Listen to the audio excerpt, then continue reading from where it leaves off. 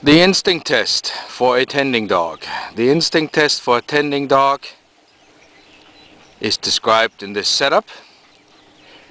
This setup is meant for a dog that has no prior experience and does not need prior obedience to be tested. These sheep are in a electronet, enclosed from three sides with that electronet, and on the fourth side behind me is a woven wire fence, a permanent fence. That means the dog can patrol along three sides but not along a fourth side. That is to avoid that the dog just gets too excited and runs around the pen continuously instead of patrolling. You see here Fiona from Quasliner Moor. I just use her here for the purpose of this demonstration.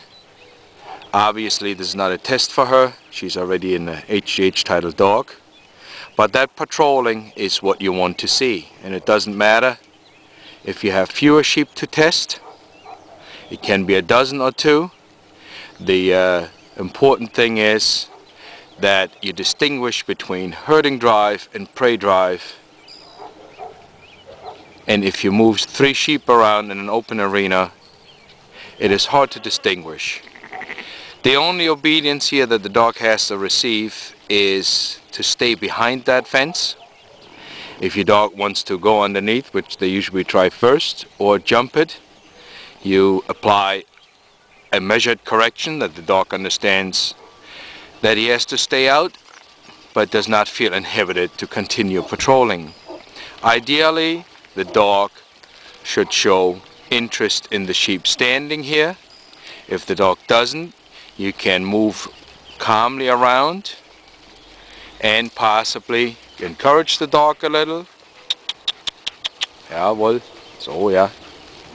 And you see that trigger some more drive. Also keep in mind, your dog does not need to run as much as she does. If your dog has brief but focused and possibly intense periods of patrolling here alongside the fence, that is an indication that your dog wants to patrol. The prey-driven dog, by the way, will continuously try to push through the fence and to go at the sheep, and is not going to exhibit this patrolling. Standing in between, looking, evaluating the situation is a good thing. Don't go overboard encouraging your dog. Just here and there some calm encouragement.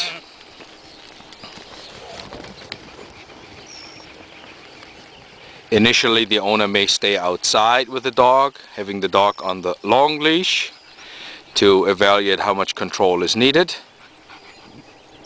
And eventually you want to be inside so that the dog looks from the outside to the inside, seeing you there, rather than being distracted from you being on the outside. Avoid saying things like "let's go" or "go get him" or something like that, because you want to see the natural drive. You do not want to see the dog going because you asked or told the dog to do so. You can encourage something like that. Fiona, jawohl. So ja, so. Psst, jawohl, so ja.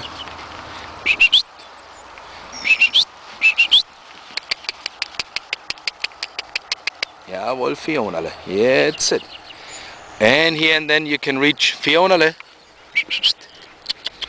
over the fence and praise the dog a little, just to confirm.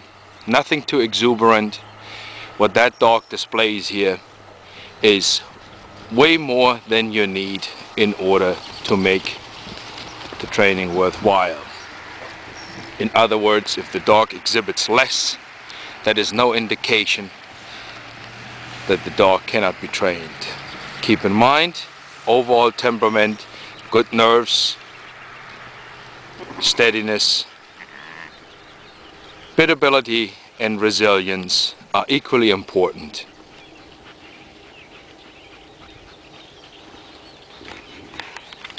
Ja, Fiona, det är svagt.